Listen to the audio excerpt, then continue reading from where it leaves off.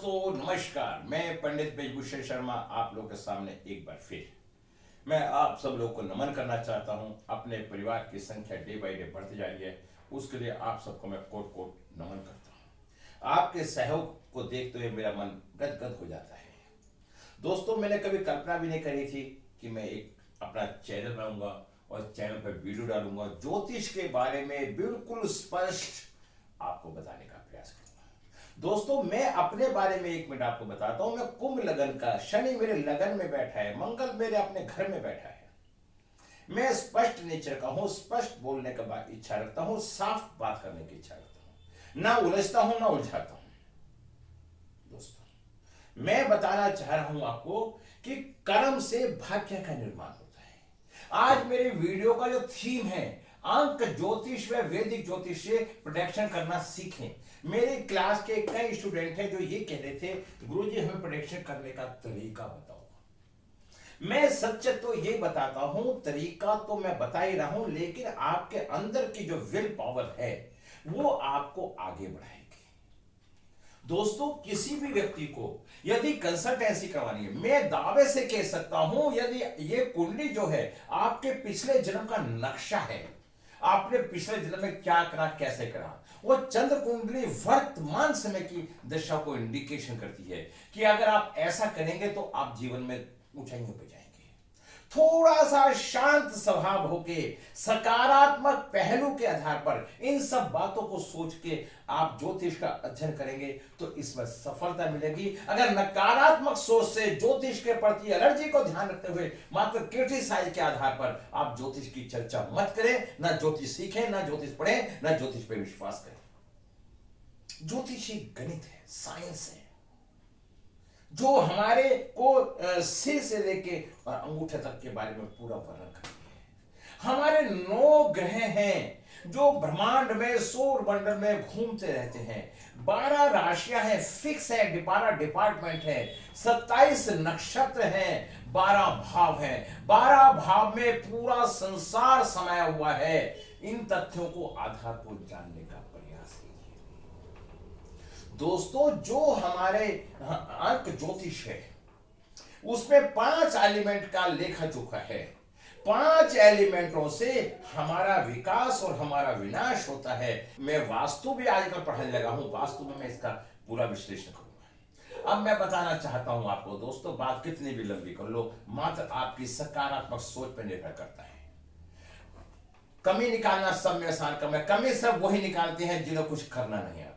जिनके अपना कुछ भी नहीं, वो हमेशा कमेंट कर देते हैं ये वो ठीक करके दिखाएं, क्योंकि कमी करने के लिए खाली जबान चलानी होती है और करने के लिए हाथ भी चलाना पड़ता है। तो आज मैं जो बताना चाह रहा हूं, ये लोशो गिट क्या है, 492357 816। ये लोशो गिट चाइनीज पत्ती है। इसमें हम वास्तु का भी बहुत जल्दी से अवलोकन कर लेते हैं। South east, south west, north east, north west, ये 4 कोण हैं। 4 8 2 6 ये नंबर फीमेल नंबर होते हैं। अगर किसी की कुंडली में मेल या फीमेल के में ये अंक हैं तो उसका नेचर फीमेल जैसा होगा। और किसी के पास 1 3 2 7 है और 5 है तो वो बोल्ड होगा और मेल नेचर होगा। जब फीमेल ही क्यों ना हो, उसके नेचर मेल जैसे पाए जाएंगे। धीरे धीरे सारी बातों को सुना। अब ये लोशो गिट बन गई 492357 816। तो दोस्तों, मैंने क्या देखा, ईस्ट और वेस्ट, साउथ, हम वास्तु से भी अनुमान लगा लेते हैं। नंबर 1, जो भी अंक हमारी इस लोशो गिट में मिस होता है, जो भी अंक, हम उस अंक की एनर्जी से कमी हो जाती है हमारी बॉडी में और वो परेशानियां मिलती हैं।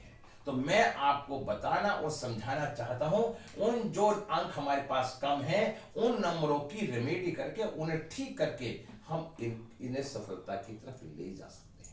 जैसे अब मैंने देखो 24/8/2002 इसकी मैंने लोशो गिट बनाई।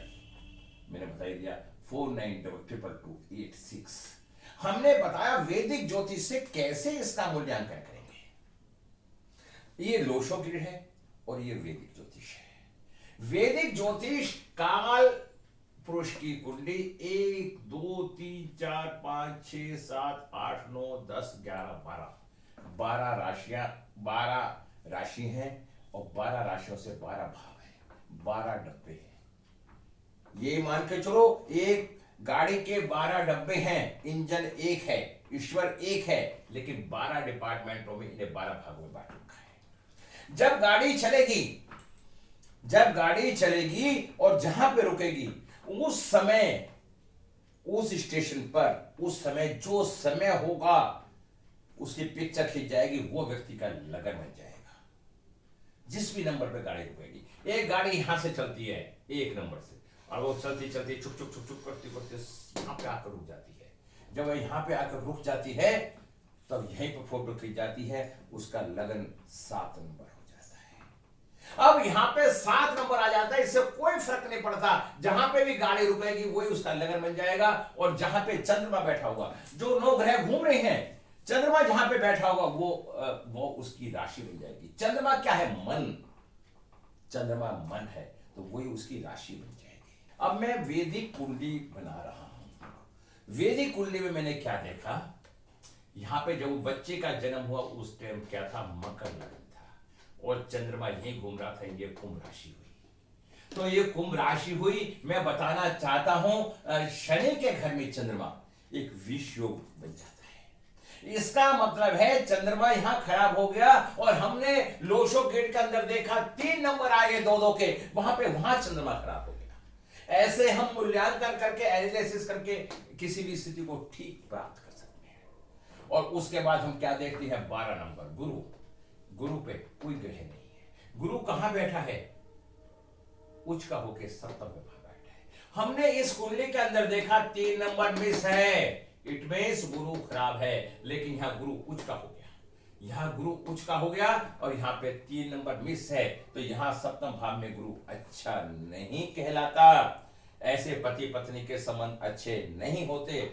इसका मतलब है 3 नंबर गुरु की कहीं ना कहीं कमी रह गई। हम उसके बाद क्या देखते हैं? 5 नंबर ब्रह्म स्थान। 5 नंबर का मालिक क्या है? बुध। बुध भाग्य भाव में बैठा है। किसके साथ बैठा है? शुक्र के साथ बैठा है। शुक्र यहां क्या हो गया? नीच हो गया। तो बुध की एफिशिएंसी खत्म हो गई।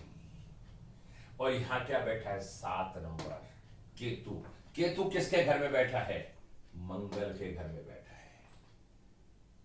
समझा? और मंगल के घर में केतु बैठना अच्छा नहीं होता। तो यहां पे 7 नंबर भी मिस है। 8 नंबर शनि। इसका शनि 6ठे स्थान पे बैठा है। शनि 6ठे स्थान पे होना बहुत अच्छा माना जाता है। तो शनि यहां 6ठे स्थान पे है, इससे हम एनालिसिस कर सकते हैं। क्योंकि इस बच्चे का जन्म 2002 का है। अब यहां सूर्य कहां पे है? अष्टम स्थान में, और अष्टम स्थान में किसी ग्रह को अच्छा नहीं माना जाता। और ये देखिए, ये क्या है? 6 नंबर शुक्र, और शुक्र यहां बैठा है भाग्य भाव में। कहां का मालिक है? एक 7 का और 2 का। ये राजयोगकारी ग्रह हो गया, एक केंद्र का और एक त्रिकोण का मालिक हो गया। पुनः त्रिकोण में बैठना राजयोगकारी ग्रह बन जाता है। तो दोस्तों, ये मैंने आपको लोशो से वैदिक को समझाने का प्रयास किया। मैं समझ सकता हूं कि एक बार में आपके कुछ समझ में नहीं आएगा। आप मेरी क्लास में आए, मैं पूर्ण रूप से सिखाऊंगा। मात्र मेरी 11,000 फीस होती है और मैंने एक सेशन ऐसा भी चालू कर रखा है 5100 रुपए फीस का। वो 1 हफ्ते की क्लास होती है, ओनली पढ़ाना। अगर परफेक्ट होना चाहते हैं तो आप 11,000 वाली क्लास में आए, और एक कुछ सीखना चाहते हैं तो मात्र 5100 वाली क्लास में आए। कोई जबरदस्ती नहीं है। अब मैंने क्या देखा, अब हमें कुंडली देखनी है। कैसे सीखें? हमने लोशो ग्रिड का मूल्यांक निकाला 6, भाग्यांक निकाला 9। इनकी सेल्फ डेस्टिनी कितनी आती है? 30%। दोस्तों, इस तरह से कुंडली देखनी सीखो। अब इसके अंदर मैं बता सकता हूं, ये हमारी ग्रिड मिस है। इस मिस का मतलब क्या है? आदमी रिजर्व नेचर का होगा, और 1 नंबर यहां पे खराब है, सूर्य खराब है, प्लानिंग करने की कैपेसिटी इसकी अच्छी नहीं होगी। 8 नंबर शनि ये साबित करता है शनि अच्छा है, ऐसा व्यक्ति मेहनती होगा, ईगो नहीं होगी। और मैं यहां क्या देखता हूं? 6 नंबर शुक्र। ऐसे व्यक्ति का पारिवारिक जीवन अच्छा हो सकता है, किसी ना किसी से रिलेशन भी हो सकते 6 नंबर शुक्र को संबोधित करता है। और यहाँ पे क्या है 5 नंबर मिस, तो इनकी मैरिज लाइफ एक अच्छी नहीं बन पाएगी क्योंकि ब्रह्म स्थान अच्छा नहीं है। अब मैं क्या देख रहा हूं, मूल्यांकन भाग्य सेल्फ दृष्टि 30%, कुआं नंबर क्या आता है, कुआं नंबर निकल के आता है मेल 11 फीमेल 4। आपका जो भी नंबर आएगा 2002, 2 नहीं 4, 11 में से 4 लेस कर दो 7 आ जाएगा। और फीमेल का क्या आएगा, 4 में 4 जोड़ दो 8 आ जाएगा। ठीक है, ये मैंने तरीका बताया। अब इस कुंडली में, वैदिक कुंडली में कौन कौन से योग है, राजयोग, हंस योग, भद्र योग, मालवीय योग, रोचक योग, शश योग, बुध आदित्य योग, गज केसरी योग, विपरीत राजयोग, केंद्र त्रिकोण योग, महाधन्य योग। अगर आप इन सबको अध्ययन कर लेंगे तो आप इन सब के बारे में आपको जानकारी हो जाएगी। दोष क्या है, काल सर्प दोष, पितृ दोष, नाड़ी दोष, मांगलिक दोष, ग्रहण दोष, अंगारक दोष, गंडमूल दोष और शापित दोष, केंद्र मुखी दोष। तो दोस्तों ये हमारी कुंडली के दोष हो जाते हैं वैदिक के। और अगर हमारी कुंडली में दोष हैं तो उनका कहीं ना कहीं व्यक्ति के साथ जीवन पे प्रभाव पड़ रहा है। अब हमारी लोशो ग्रिड के अंदर एक प्लान होते हैं, जो प्लान जीवन में ऊंचाइयों पर लेके जाते हैं। 492 मेंटल प्लान, दिमाग से तेज, 3 ये 8 लक्ष्मी योग होते हैं। 357 इमोशनल प्लान, ऐसा व्यक्ति बहुत ऊंचाइयों पर जाता है। 816 प्रैक्टिकल प्लान, ऐसा व्यक्ति खुद काम करने में विश्वास करता है। इमोशनल प्लान भावनात्मक होता है। 43 थॉट प्लान, सोचता है फिर करता है। 951 will power plan, 276 action plan, एक 456 गोल्डन प्लान, 258 सिल्वर रोड। अगर ये सारे योग होते हैं न्यूमरोलॉजी में तो आदमी कामयाब होता है। ये योग वैदिक में है, ये न्यूमरोलॉजी में योग है। अब ये बात आती है दोष महादशा की। केतु महादशा क्या है दोस्तों, 9 ग्रह हैं। 9 ग्रह हर व्यक्ति पे अपनी एक प्रतिकाष्ठा बनाते हैं, अपने हिसाब से हर व्यक्ति को चलाते हैं। जब जब जिसकी दशा आएगी तब तब वो ग्रह एक्टिवेट होगा, उसी ग्रह के अनुसार वो जीवन में कार्य करेगा। जैसे केतु 7 साल के लिए, शुक्र 20 साल के लिए, ये जीवन के 20 साल शुक्र के अंडर में रहेंगे। सूर्य 6 साल के लिए कमांडिंग नेचर रहेगा। चंद्रमा 10 साल के लिए यात्राएं होंगी, भाव प्रवृत्ति होगी और ये हैंडल करेंगे। 120 साल की उम्र मानी गई है, लेकिन अब तक कम हो गई है, तो 2-2 साल सब में से कम कर दो एक तरह से, बल्कि 3-3 साल कम कर दो। 9 या 27, तो अब तो ये मान के चलो 90 साल। ठीक है, अच्छा अब ये देख लिया मैंने, चंद्र मंगल हो गया, राहु 18 साल, बृहस्पति 16 साल, शनि यदि व्यक्ति ने पिछले जन्म में बुरे कर्म करे हैं तो उनका फल भोगना पड़ेगा। और हाँ, बुध ये व्यापारिक नेचर होता है, ज्ञान रहेगा।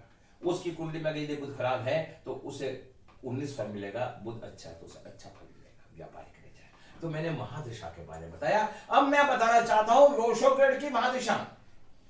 लोशो ग्रिड में 9 ग्रह हैं और जितने नंबर पे ग्रह आता है उतने ही साल की दशा होती है। 45 साल की महादशा आती है। मैंने उन दशाओं का निकाल के व्यक्तिगत अनुभव करा।